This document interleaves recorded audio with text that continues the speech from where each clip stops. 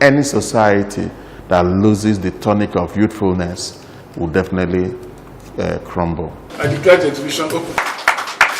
His Royal Majesty Igwe Nemeka Achebe, the Beer Furniture, is a special guest of honor. George Edozie is 46 years old. He studied Fine and Applied Arts at the University of Benin. He graduated 22 years ago. His last solo exhibition was hosted by the Museum of Contemporary Art, North Miami, Florida. Shifting the Paradigm, as it was titled, was among the best 4 exhibitions at the Art Basel, Miami in 2014. Here at the National Museum Lagos, George is exhibiting installations and paintings with the theme New Nigerian Conjectures, the art of George Edozie. It came as a result of things that have been happening in just a couple of years now. People trying to escape Africa, I have to use that word, not for anything but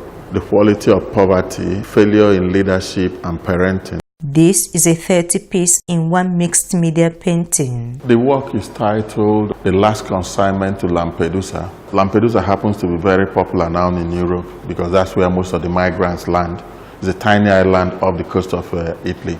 These young fellows, I call them consignment because I stumbled upon a document on transatlantic slave trade where I saw 180 Negroes heading to the US, and what they called the blacks they were carrying was a consignment of 186 Negroes in good condition.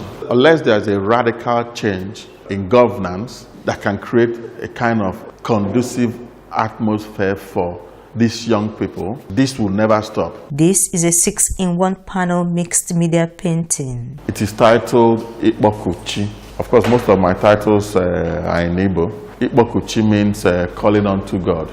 Even with our failure in leadership and parenting, we talk about God more in Africa than any other continent. Being a Christian is awesome. Going to the mosque, beautiful. But wherever you have to go to, you go there and you go and do something that is good to get to the next level. This is Ikpokuchi, the part 2. If you look at the other piece I just finished talking about, the ladies that are praying have masculine faces, because I'm also toiling with the Abagomo masquerade, which is from the eastern part of Nigeria and was made popular by the great Benenwong that has passed on. Here I have a stylized profile of the Abagomo masquerade. This work is titled The Sojourners. I toil a lot with African masks, especially from the eastern part of Nigeria.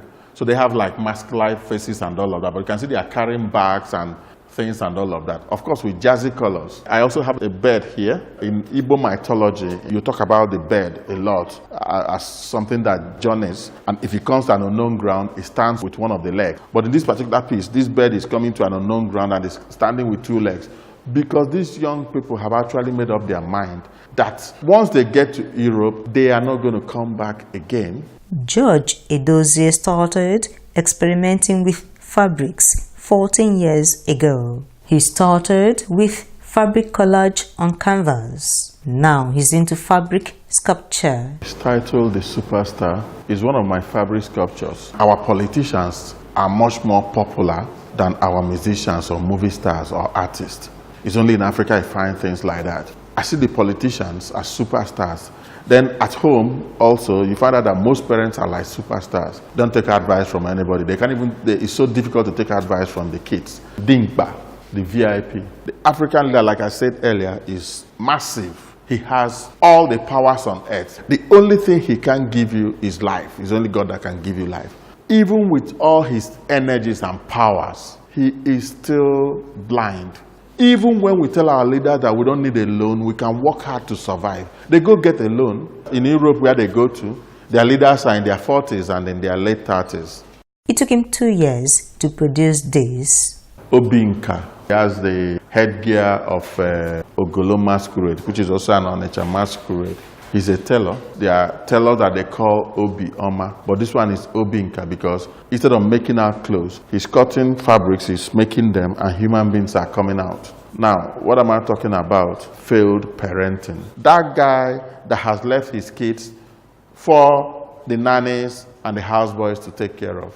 The display of this piece at the Museum of Contemporary Art, North Miami, Florida, put George Edozie in international limelight. Baba Kambo, former museum director in Mocha, Miami, he actually said that after my show that there was like an explosion of artists trying to use fabrics and all of that because I just made it popular. Agbogidi declared that exhibition open. Is making steady progress, is developing, is growing, is exploring new techniques, new frontiers, new ideas. That's the challenge for all creative people, whether it's in the visual arts, literary arts, and so on. Pundits rate George highly for his innovativeness.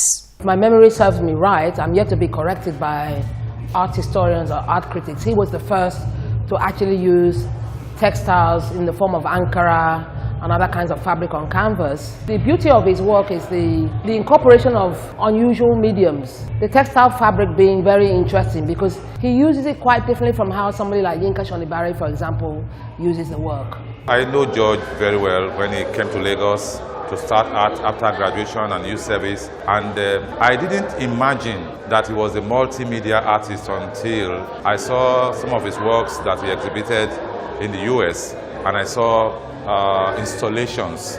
So since then I started following him. But it's not just about his installations, it's about the message that his works carry. This is a waste to wealth art. These fabric sculptures are made out of dustbins of Tailor'S. George Edozie has had 5 solo exhibitions, participated in over 100 group exhibitions, and curated 34 exhibitions in the US, France, UK, Ghana, and Nigeria. He wants every African youth to put his or her best foot forward in making the continent great. They need to be strong. They just need to hold on to whatever they have. Yes, we also know that the continent is struggling. The countries we live in are also struggling. That's not a reason why you should leave your country or your continent to go and become a slave somewhere. You can also try to see if you can build up that place where you live in